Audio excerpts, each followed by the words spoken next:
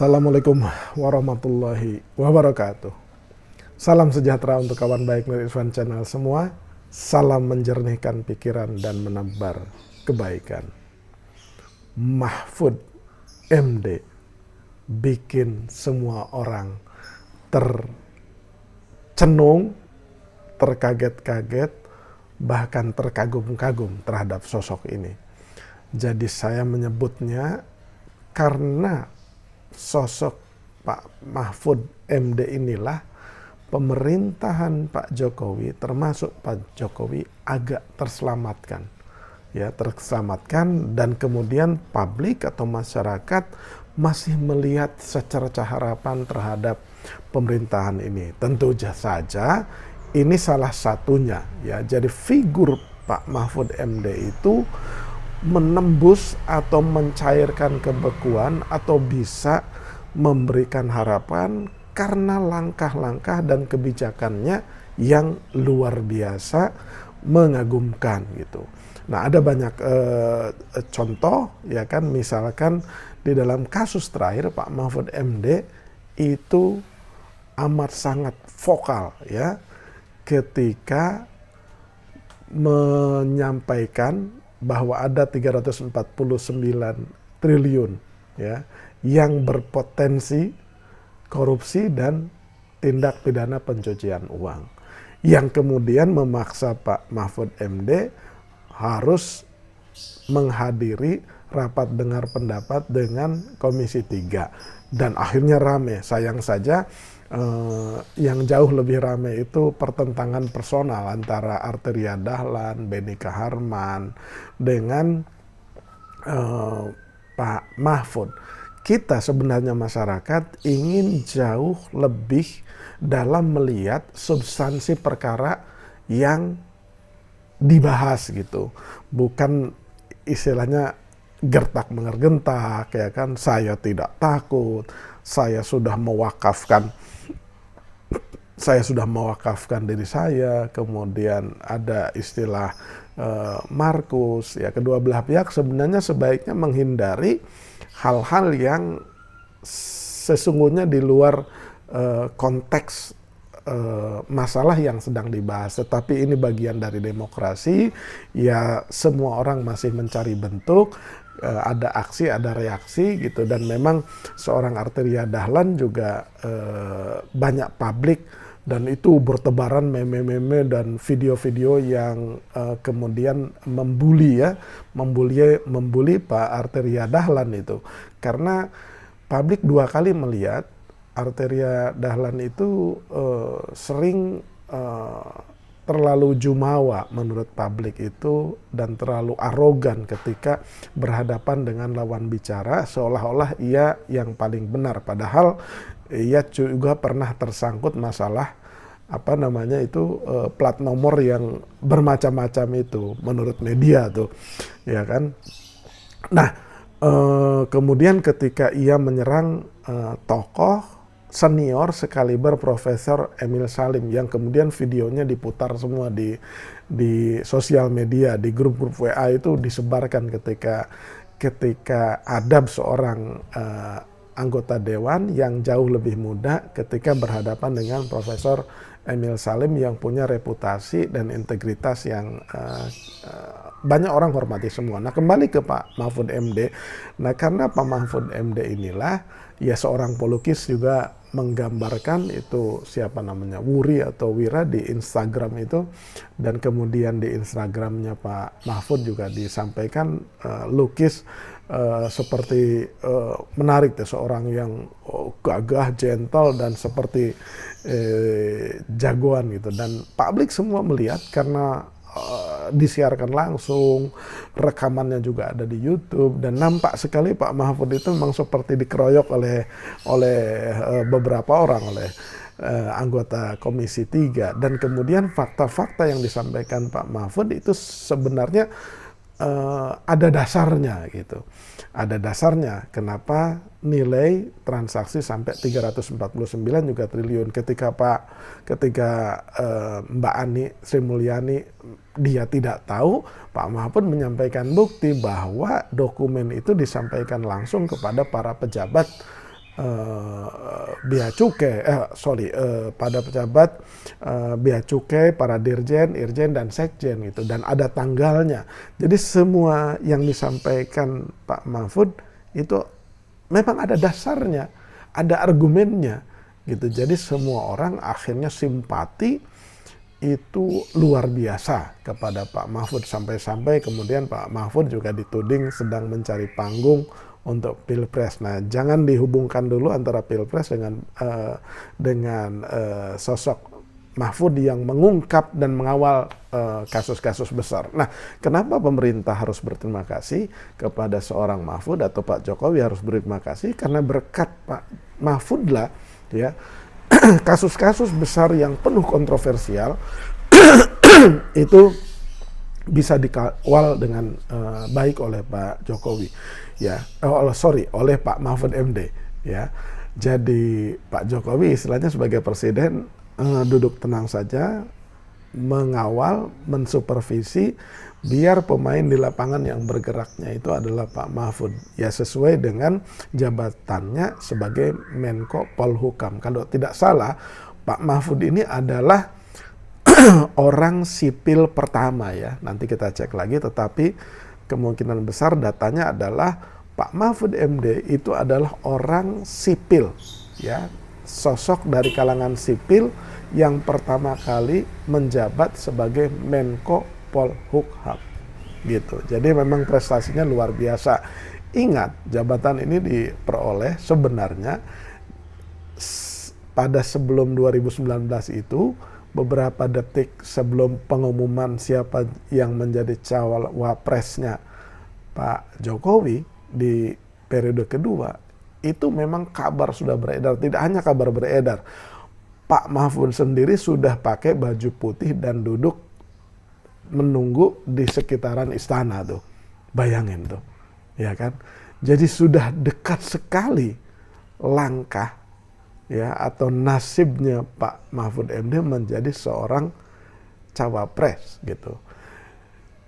Tiba-tiba ya tsunami politik terjadi, yang jadi wakil presiden itu adalah Kiai Haji Ma'ruf Amin. Ya, itu memang harus diingat sebagai perjalanan hidup dari seorang Mahfud MD yang hampir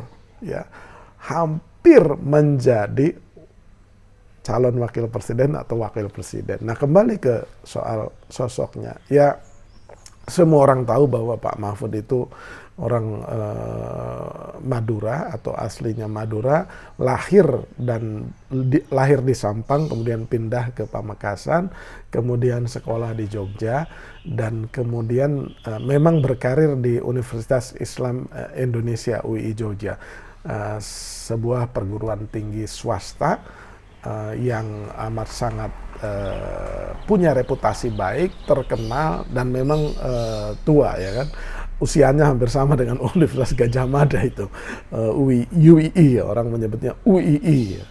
Nah, berkarir di situ karena ia menjadi tenaga pengajar di Fakultas Hukum. Ya, kemudian Pak Mahfud ini juga dulu sekali ketika saya masih sering berkeliaran, hadir di diskusi-diskusi, pertemuan saya pertama dengan Pak Mahfud itu adalah di acara diskusinya Kompas ya. Jadi kita datang ke Kompas mungkin sekitar tahun 90-an, dan ia menjadi salah satu penanggap atau panelis atau bicara tentang penegakan hukum. Nah, sesuai dengan latar belakang keilmuannya, Pak Mahfud memang sering menjadi sering berkiprah di dunia yang berhubungan dengan penegakan hukum. Nah, reformasi ya membuat Pak Mahfud dari tadinya dosen biasa di UII kemudian terseret ke panggung nasional ya. Karir pertamanya karena sesuai dengan keahliannya itu ketika tahun 99 sampai 2000 Beliau itu menjadi PLT-nya staf ahli dan deputi Menteri Negara Urusan HAM gitu. Nah, ini ingat 97, 99 adalah periode-periode reformasi ya. Kalau nggak salah itu presidennya Pak Habibie. Nah, kemudian ia menjadi politisi Partai Kebangkitan Bangsa. Ini karena memang faktor Gus Dur ya. Faktor Gus Dur sepertinya Pak Mahfud MD ini punya kedekatan dengan Abdurrahman Wahid dan kemudian berkiprah di Partai Kebangkitan Bangsa. Nah, jadi ia memang pernah menjadi anggota dewan karena ketika Gus Dur menjadi presiden tahun 2000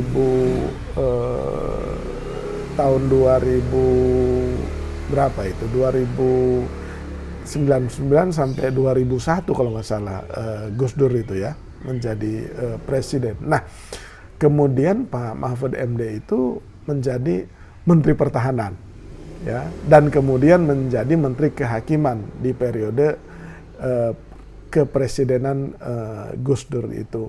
Nah, tetapi kemudian di tahun 2004 ya ia maju menjadi calon legislatif dan terpilih dari Partai Kebangkitan Bangsa itu menjadi ketua atau wakil ketua badan legislatif. Tentu saja karena keahliannya ia ditempatkan di Komisi 3 yang biasanya berhubungan dengan hukum dan HAM ya. Jadi dari 2004 sampai 2008. Nah, kemudian di tahun 2008 itu ya ada proses pemilihan, ingat ya, ada proses pemilihan menjadi anggota Mahkamah Konstitusi dan kemudian ia menjadi ketuanya ya, ketuanya Mahkamah Konstitusi. Gitu. Jadi dari pengalaman panjang itu. Nah, setelah 2008 kalau nggak salah sampai 2013 tuh, ya. Nah, setelah menjadi ketua Mahkamah Konstitusi itu ya singkat cerita ya ia menjadi Menko Polhukam di tahun 2019 sampai sekarang. Nah, ada banyak kasus yang dikawal dengan baik oleh Pak Mahfud MD. Belakangan itu ia mengawal habis-habisan kasus Verdi Sambo. Ya, sampai ia mengatakan jangan sampai masuk angin karena ada orang-orang yang ingin mempengaruhi putusan pengadilan katanya. Jadi ia menjaga betul hakim bertindak independen sehingga kasus Verdi Sambo ini sejak awal ia kawal betul dan akhirnya terbongkar gitu. Ia intens berhubungan dengan LPSK, dengan kepolisian agar supaya ini terbongkar sampai ke akar-akarnya nih, akar masalahnya kasus Verdi Sambo ini. Kemudian kasus Indosuria. Ya, kasus Indosuria, kawan baik cek saja, itu kalau tidak salah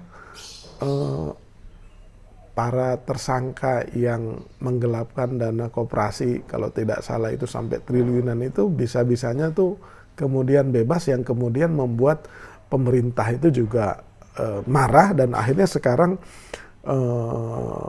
tokoh utamanya itu ditersangkakan lagi dan kalau tidak salah ditangkap lagi. Ya, dicek saja itu uangnya triliunan uang yang dikumpulkan oleh itu. Kemudian kasus Lukas NMB, ya, gubernur Papua yang kemudian ditersangkakan tapi kesulitan pemerintah untuk menangkapnya ya karena dipanggil tak pernah mau datang ke KPK. Ya akhirnya Pak Mahfud dan aparat penegak hukum lainnya itu turun tangan dan akhirnya kemudian bisa ditangkap dan dibawa ke Jakarta ya. Belum lagi kasus itu skandal asuransi yang bikin kita itu merana gitu, hati kita itu ngelihat kok bisa terjadi seperti itu ya, kasus Jiwasraya, Asabri, yang aktornya itu sama, yaitu Beni Cokro dan kawan-kawan.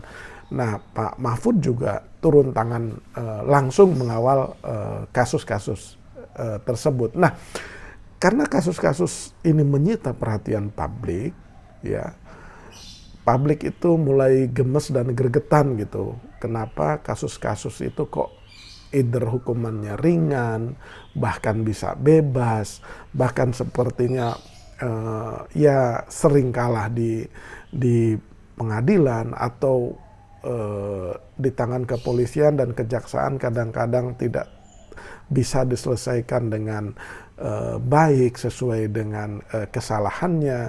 Nah, peran Pak Mahfud untuk mendorong ya agar kasus-kasus ini diselesaikan itu mendatangkan simpati publik ya, dengan gaya yang blak-blakan khas Jawa Timuran ya kan. Ya semua orang sebenarnya berbagai suku juga sering punya sikap yang blak-blakan karakternya itu. Nah, seorang pejabat pemerintah seperti Pak Mahfud MD yang blak-blakan seperti ini kemudian mendatangkan simpati publik, sehingga apa? Sehingga publik melihat wajah penegakan hukum dan HAM di Indonesia di era Presiden Jokowi ini, terutama di era yang kedua ini, terselamatkan ya wajahnya itu oleh seorang Mahfud MD gitu. Makanya simpati, coba lihat di jagat Twitter, di jagat sosial media, di media massa itu simpati dan dukungan begitu besar kepada Mahfud MD agar terus maju membongkar berbagai hal yang dipandang oleh publik tidak masuk akal, tidak terselesaikan. Nah, dengan adanya Pak Mahfud MD ini, jadi masyarakat punya harapan besar. Jadi Pak Jokowi dan pemerintahan sekarang itu berterima kasih kepada Pak Mahfud MD. Ya, jadi Mahfud MD, banyak orang yang bertanya MD-nya itu apa, katanya. MD itu adalah nama ayahnya Pak Profesor Dr. Mahfud. Namanya Mahmudin. Mahmudin itu nama ayah dari Pak Mahfud MD. Karena dulu di zaman SD katanya, zaman sekolah, ada dua nama Mahfud. Jadi Mahfud A, Mahfud B. Ya supaya untuk gampang memudahkan ya dicantumkan MD itu. Nama Mahmudin itu menjadi Mahfud MD gitu. Mahfud Mahmudin. Nama aslinya Pak Mahfud sendiri adalah Profesor Dr. Muhammad Mahfud, itu nama sebenarnya gitu. Ia lahir di Pulau Madura ya, tanggal 13 Mei 1957. Usianya berapa? Hitung aja sendiri. Terima kasih Pak Mahfud. Jangan lupa subscribe, like, share, dan komen Nur Iswan Channel, penonton semua. Terima kasih.